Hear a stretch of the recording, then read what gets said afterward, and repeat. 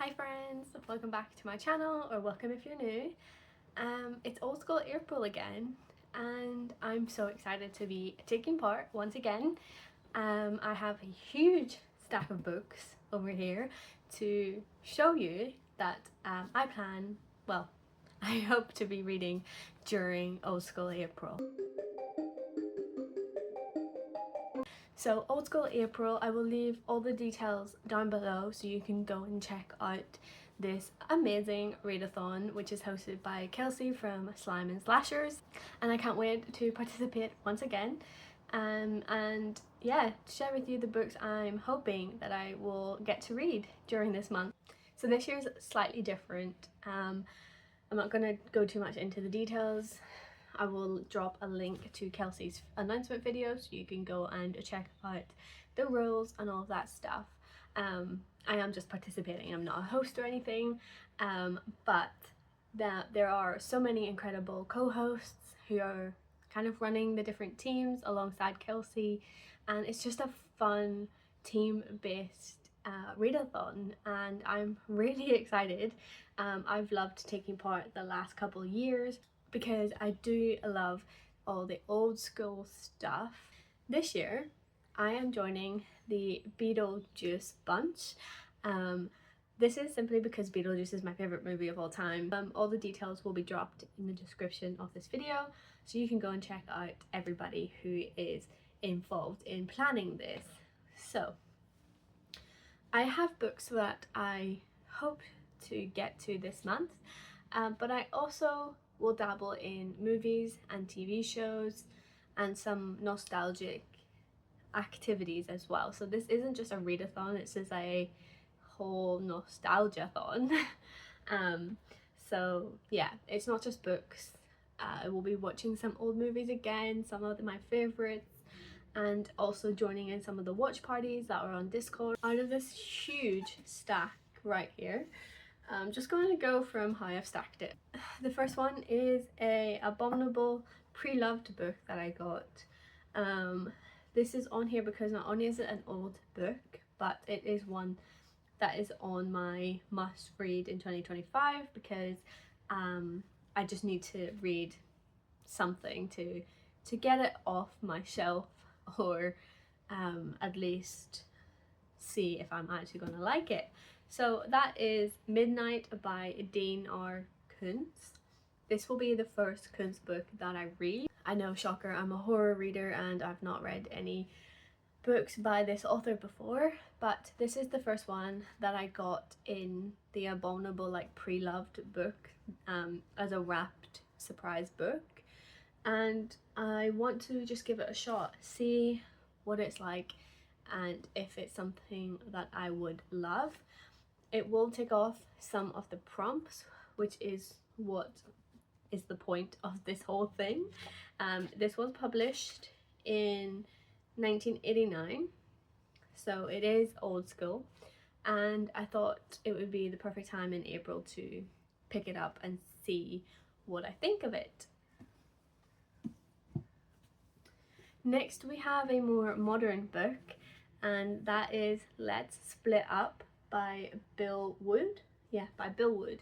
This is like a young adult slasher book, and I thought it would be really fun to read a slasher because if you know me, every April during Old School April I'm reading slashers, I'm reading carnival slashers, I'm reading clowns. I thought this would be a perfect addition for the slasher genre, and it's a young adult book, so it's going to read quite young. I don't actually know much about it, but I bought it for £5 in the works, and hopefully by the time I get to it I can get the sticker off. Then we have another pre-loved book that I got from the Abominable Surprise Books, and that's Fire Watching by Russ Thomas. This is a thriller story. I don't know much about it. Again, it may fill some prompts. It's another one that I can tick off, and if I don't like it I can just get it off my shelves. I'm intrigued, and I am actually hoping that I get to some of these because it's been sat there for a year and a half and I just need to read it. So fire watching is on the list. Next we have another thriller. I picked this book up from for a video actually that I was doing, reading until I get a 5-star thriller. I picked up one from the library that was on hold and ended up giving that one a 5-star, so I never got to this book. But that is The Short Straw by Holly Seddon. To survive the night, someone has to leave. Who will draw the short straw? So it seems interesting. It's like a stormy setting, and I feel like April has a lot of like storms and wet weather, so I thought it would be a really good book to read. It kind of looks like spring because of the orange, so yeah, I just thought why not put it in this list, see if I get to it, and if I love it or not. So it's like a survival story and I'm intrigued to get to that. Next we have another book set in the 1800s, so very old school, but that is Underground by E.S. Thompson. It's death and disease form the perfect shroud for murder. So it's like a mysterious murder story that is set in it actually doesn't say, like 1800s, but I don't actually know. Okay, well it says 1854 inside. It's set in the 1800s when a plague is coming to London. So it's like a crime fiction, and I'm very intrigued because it's given fantasy sort of vibes, but it's a murder mystery set in the 1800s where death and disease are ripe. And I find that stuff so interesting, so put it in the list because I feel like it may fill some prompts, and we'll see how well this book plays out. This is a very ambitious possibility. It's Anna Karenina.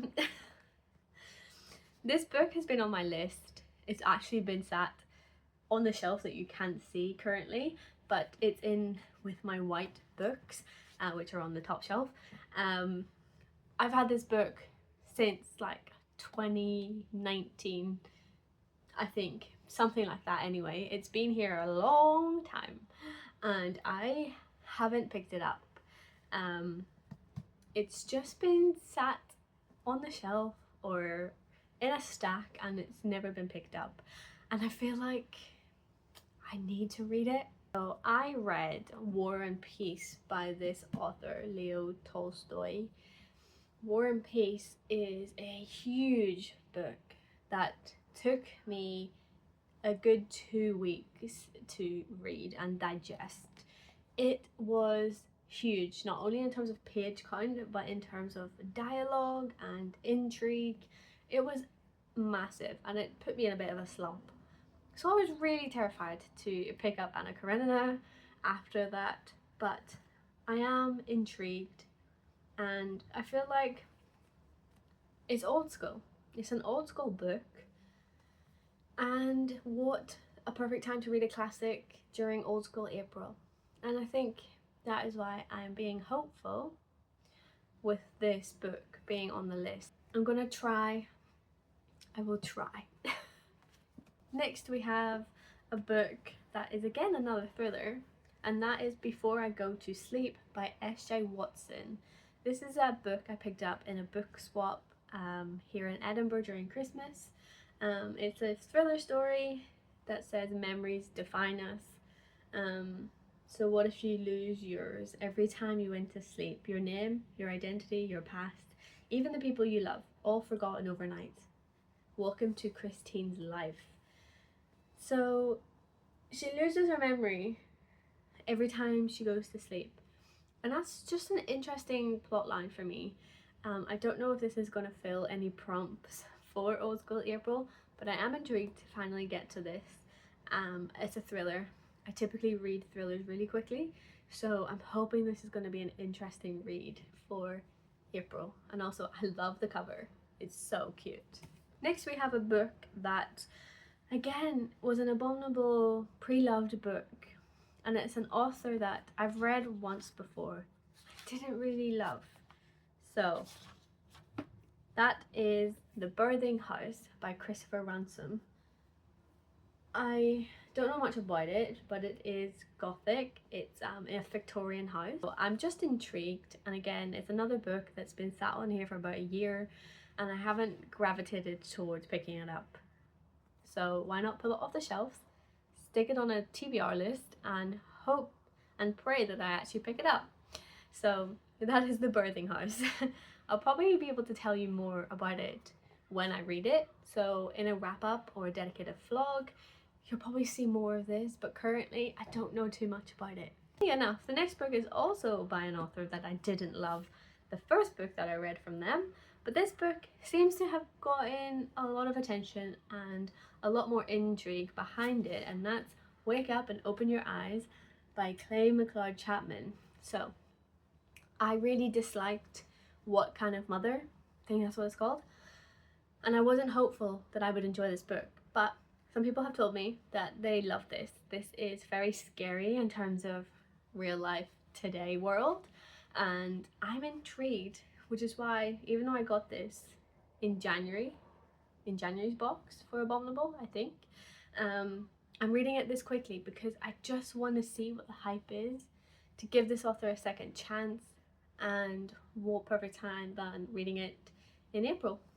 The next book should be no surprise to you. Like I mentioned earlier, I love to read carnival stories, slasher stories, clown-based stories during April, old school April, and I'm finally getting around to reading the third book in this series.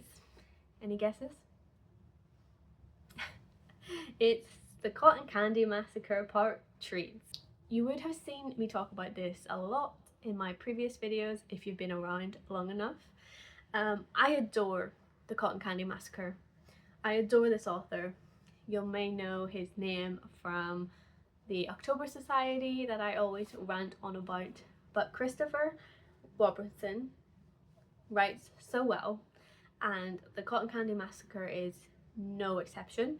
This is an incredible story. It's a slasher that is crazy wereclown based story set at a carnival and shit hits the fan. It's an indie story, and this is the third book in the series, so I just want to read this because I am obsessed and love everything about this series, and I can't wait to see what happens in this one. The final book is Sliver by Ira Levin. So I love this author.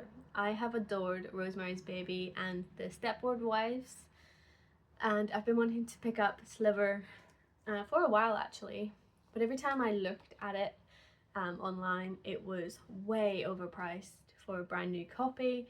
It was like £30 plus, and if you're in the UK, usually books cost no more than like 20 quid for hardbacks and no more than a tenner for a paperback. I wasn't paying 30 plus, I think a hardback version was £50, and I'm like, no, I'm not doing that. But somehow, when I was at home in Northern Ireland, I seen this book secondhand in a small charity shop that had just opened on Boxing Day, and I was like, yes, oh my gosh, I've been wanting this book so much, and I only paid £2.50 for it, so it was a steal and I had to pick it up that day.